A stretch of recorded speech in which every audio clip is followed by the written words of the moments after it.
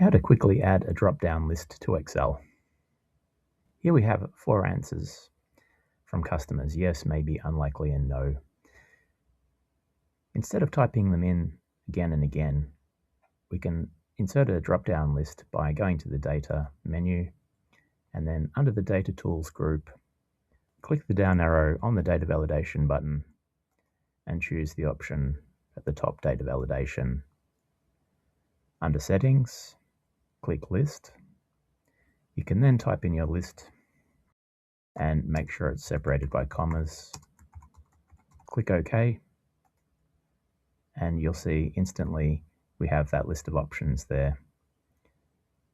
We've only applied it to one cell, so to copy that, simply go Copy, a Special Validation,